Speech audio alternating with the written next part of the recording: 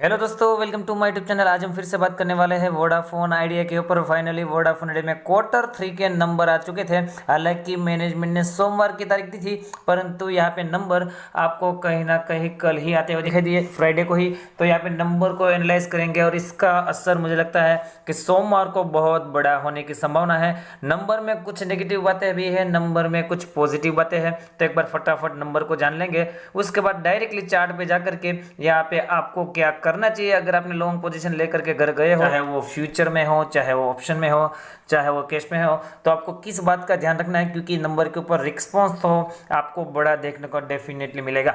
तो सभी चीज़ों के बारे में बात करना चाहूंगा। वीडियो के साथ पूरा पूरा जुड़े रहे। वीडियो अच्छा लगा हो तो लाइक का बटन दबाइए। सबसे पहले बात करूँ सिचुएशन किस तरह की रही थी, तो फ्राइडे की सिचुएशन आपके सामने बताने के लिए मैं आपको यहाँ पे गूगल की वेबसाइट पे लेकर के आया हूँ। और यहाँ पे मैं पहले तो क्लोजिंग बता दूं कि क्लोजिंग यहाँ पे 2% की गिरावट के साथ 11 रुपये 80 पैसे के आसपास देखने को मिली। ये अच्छा खासा तेज था और यहाँ पे रिजल्ट आने के बाद इसमें बड़ी गिरावट यहाँ पे ऊपर के लेवल से देखने को मिली। लगभग 5 से 6% यहाँ पे ऊपर के लेवल से वो फिसलता हुआ दिखाई दिया। ज्यादा बकवास नहीं, अभी सीधा मैं आपको Q3 के नंबर पे ही लेकर के जाना चाहूंगा और नंबर किस तरह के है वो बताने की कोशिश करूंगा और उसके बाद सीधा हम चार्ट पे जाएंगे। तो Vodafone Idea Q3 result loss widening to RS 7231 crore from 4532 crore. मतलब कि आप ये जो लॉस आया है नेट लॉस, वो ईयर ऑन ईयर कंपेयर करो तो लगभग यहाँ पे डबल के आसपास देखने को मिल रहा है। और आरपू में यहाँ पे 5.2% की क्वार्टर राइज देखने को मिल रही है। तो इसका मतलब क्या हुआ, आरपू में राइज है वो अच्छी बात है, परंतु लॉस वाइडन हुआ है वो थोड़ा बहुत चिंता का विषय है। यहाँ पे पूरा जो खबर है, पूरा रिजल्ट है वो आपके सामने प्रेजेंट करने की कोशिश करूंगा। तो यहाँ पे देखिए कंसोलिडेटेड नेट यहाँ पे लॉस 7,230 करोड़ जैसे मैंने बताया, जो कि पिछले साल 4,532 करोड़, तो उसमें अच्छी खासी बढ़ोतरी दिखाई दी है। परंतु यहाँ पे रेवेन्यू फ्रॉम ऑपरेशन देखें तो उसमें 10.80% की decline year on year 9,717 crore, जो कि पिछले साल 10,894 करोड़ था। तो रेवेन्यू फ्रॉम ऑपरेशन में भी गिरावट, परंतु यहाँ पे आरपू देखे एवरेज रेवेन्यू पर यूजर, तो वो यहाँ पे 115 आ चुका है, जो कि पिछले क्वार्टर में यहाँ पे भी देखे तो 109 था। तो क्वार्टर 5% से ज्यादा की बढ़ोतरी इसमें दिखाई दी थी। यहाँ पे बताया जा रहा है कि company said has continue to network capacity expansion support spectrum reforming and network upgradation. मतलब कि यहाँ पे कंपनी कहीं ना कहीं 4G का अपग्रेडेशन के ऊपर कहीं ना कहीं काम कर रही है और कहीं ना कहीं स्पेक्ट्रम रिफॉर्मिंग के ऊपर भी काम कर रही है। कंपनी ने यह बताया कि it claim to have achieve 90% of target opex saving. मतलब कि जो सेविंग का टारगेट है वो 90% से भी ज्यादा यहाँ पे अचीव हुआ है। कहीं ना कहीं 4,000 करोड़ के आसपास एनुअली निकल करके आ रहा है। और भी नीचे जाकर के आपको और भी ज्यादा डिटेल बताने की कोशिश करूंगा। तो सिक्वेंशियली बताइए तो कंपनी ने बताया कि 3.3% का ग्रोथ वो यहाँ पे देने में कामयाब रहे हैं।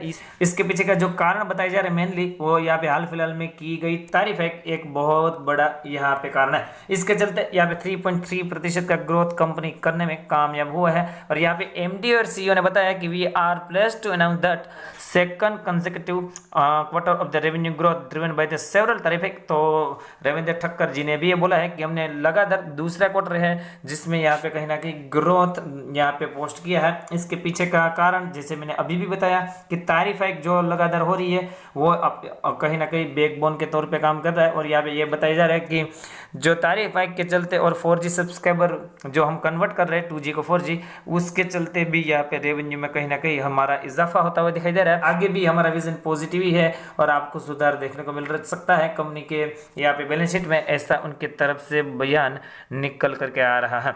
यहाँ पे उनकी तरफ से ये दो बातें बोली गई कि हमने एक तो जो मोरेटोरियम लिया है 4 साल का, और उसके बाद यहाँ पे जो AGR ड्यूस है उसको इक्विटी में कन्वर्ट किया, वो हमारे लिए अच्छी बात है, ऐसा उनकी तरफ से बयान निकल करके आ रहा है। अभी बात करेंगे मेन पैरामीटर जो कि नेट डेप्थ ग्रोथ है। मतलब कि कितना अभी उनके ऊपर जो डेप्थ है वो बताने की कोशिश करूंगा। एज ऑफ December 31, 2021, मतलब कि दिसंबर के एंड तक 1,98,980 करोड़ का उनके ऊपर डेप्थ है। जो कि यहाँ पे बात करें उसमें से डिफर स्पेक्ट्रम पेमेंट जो निकल करके आ रहा है वो 1,11,300 करोड़ के आसपास है। और AGR लाइबिलिटीज की बात करें तो 64,000 करोड़ है। और यहाँ पे बैंक एंड फाइनेंशियल इंस्टीट्यूशंस की जो यहाँ पे पेंडिंग अमाउंट है वो 23,000 करोड़ के आसपास दिखाई दे रही है। तो यहाँ पे लगभग 2 लाख करोड़ के आसपास का डेप्थ अभी भी वोडाफोन आइडिया के ऊपर बना हुआ है, जो कि एक चिंता का विषय नजर आ रहा है। तो मिक्सअप रिएक्शन है, मिक्सअप यहाँ पे क्वार्टर के नंबर है। देखने वाली बात होगी कि मंडे को बाजार इसके ऊपर किसे रिस्पॉन्स करता है। हालांकि एक बात बता, क्वार्टर में फंड राइजिंग की कहीं भी खबर निकल करके नहीं आई है, तो ये एक थोड़ा बहुत इश्यू सोमवार को क्रिएट हो सकता है। यहाँ पे एनएससी की वेबसाइट पे कारोबार की सिचुएशन आपको बता दूं कि कारोबार की सिचुएशन किस तरह की रही। तो वोडाफोन इंडिया लिमिटेड मैंने ऑलरेडी सर्च करके रखा है, 11 रुपये 80 पैसे के आसपास क्लोजिंग हुई है, 2% की गिरावट। प्रीवियस क्लोजिंग 12 रुपये 5 पैसे के आसपास, ओपन 11 रुपये 85 पैसे, हाई 12 रुपये 25 पैसे, लो 11 रुपये 75 पैसे और एडजस्टेड क्लोजिंग प्राइस की बात करें 11 रुपये 85 पैसे। जो दोस्तों ट्रेडिंग हुई है वो दबा करके हुई है 170 करोड़ शेयर के आसपास की ट्रेडिंग, जिसमें से 54 करोड़ शेयर के आसपास की डिलीवरी और परसेंटेज ऑफ डिलीवरी यहाँ पे 32% से भी ज्यादा है। तो डिलीवरी परसेंटेज बहुत ज़्यादा धमाकेदार है। मुझे लगता है यहाँ पे जो रिजल्ट के बाद फ्राइडे को यहाँ पे क्लोजिंग के समय दबा करके यहाँ पे डिलीवरी और ट्रेडिंग हुई है। तो देखने वाली बात होगी, इंटरेस्टिंग बात होगी कि सोमवार को एक ऐसे रिस्पॉन्स कर सकता है। तो सोमवार की रणनीति के लिए मैं आपको सीधा यहाँ पे बड़ी टाइम फ्रेम पे ही बात करना चाहूंगा। कल हालांकि मैं पर्टिकुलर लेवल के बारे में यहाँ पे बताऊंगा, परंतु बड़ी टाइम फ्रेम पे कहाँ सपोर्ट है, क्योंकि बड़ी गिरावट में छोटी टाइम फ्रेम वाले सपोर्ट काम नहीं करते, वो आपको पता होनी चाहिए। बड़ी टाइम फ्रेम ही यहाँ पे प्राइस को रोक के रखती है जब यहाँ पे बड़ी गिरावट या तो बड़ी तेजी निकल करके आती है। तो सीधा हम चार्ट पे जाएंगे। तो दोस्तों डेली टाइम फ्रेम पे मैं आपको लेकर के आया और यहाँ पे आप देखें तो मैंने कल के वीडियो में ऑलरेडी थोड़े बहुत लेवल बताए थे, परंतु मुझे लगता है यहाँ पे अगर एक 11 रुपये 60 पैसे से 30 पैसे वाला जो लेवल है कल तोड़ देता है या तो इसके नीचे गैप डाउन ओपनिंग होती है तो आपको 10 रुपये 70 पैसे ही उसके बाद मेजर सपोर्ट के तौर पे काम करेगा। अगर यहाँ पे थोड़ा बहुत नीचे 11 रुपये 60 पैसे से लेके 11 रुपये 30 पैसे तक के आसपास गैप डाउन ओपनिंग होके मिलता है तो डेफिनेटली इसमें बाय करना है। जी हाँ, डेफिनेटली इसे बाय करना है, परंतु 11 रुपये 30 पैसे के नीचे जैसे सस्टेन हो आपको डेफिनेटली निकल भी जाना है। ऊपर की तरफ बात करें तो यहाँ से तेजी आई तो ऊपर की तरफ अगर 13 रुपये से लेकर 13 रुपये 25 पैसे के ऊपर खुलता है तो कोई बात नहीं, परंतु इस जोन के आसपास गैप अप ओपनिंग होते हैं तो आपको लॉन्ग पोजीशन भी नहीं बनानी है, क्योंकि ये रेजिस्टेंस लेवल है, फिर इसको आपको क्रॉस करने देना है, उसके बाद आपको 14 रुपये तक के दर्शन हो गए।